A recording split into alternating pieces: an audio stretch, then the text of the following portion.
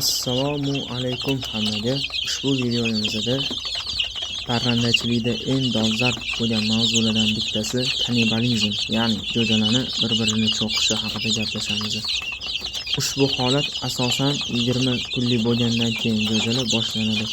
Ya'ni jo'jalar o'sha kattaroq bo'lib qoladi, shustri tumshuqlari ancha o'sadi va shunaqa holatda bir-birini cho'qib qonatishi, hattoki buni natijasida o'limgacha olib kelishi mumkin.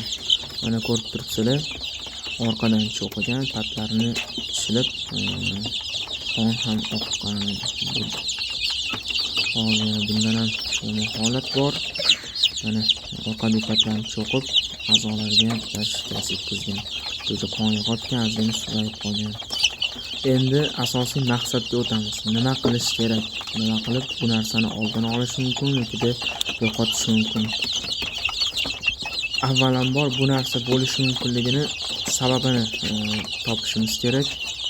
Ya'ni oziq-ovqat yetarli bo'lmasa, suv yetarlicha turmasa, har doim suv turishi shart.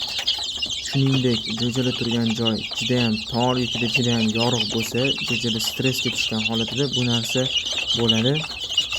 Va cho'qilayotgan jo'ja o'zini himoya qila olmaydi. Katta to'g'on orasida bo'lsa, ular o'zini himoya qilishi mumkin, urishishi mumkin. Lekin jo'jalar faqat azgina qochishi mumkin, azgina qon oqqandan keyin, yara bo'lgandan keyin qolgan jo'jalar ham bular cho'qishni boshlaydi va natijada nobud bo'lishi ham mumkin.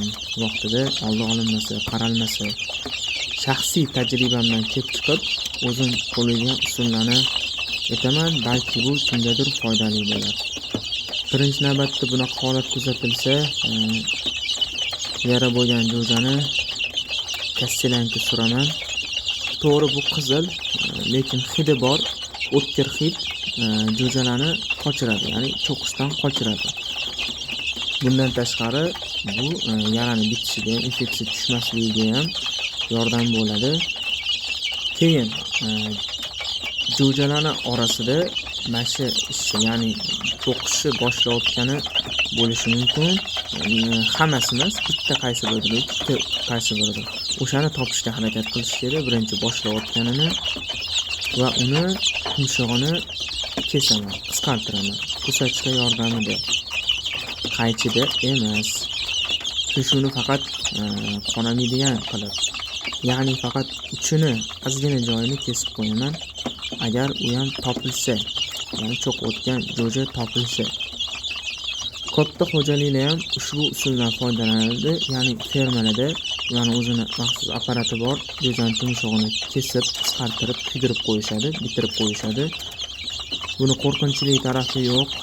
Bu narsa qilinsa ham baribir keyingi joyda tumshuq o'saveradi. Buni zarari yo'q. Keyin yana buni oldini olish uchun doim idishida ovqat bo'ladi.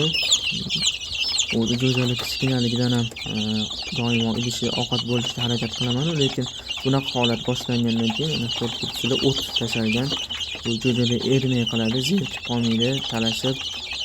Shu bilan ham ovora bo'ladi. Suvsizlik ham bunga olib kelishi mumkin. Hamisha suv turishi kerak, inida toza suv. Va ustini yopib qo'yaman kunduz kunlari, yorug'lik kamroq tushadigan qilib. Haddan tashqari yorug'lik, doimiy yorug'lik stressga olib keladi.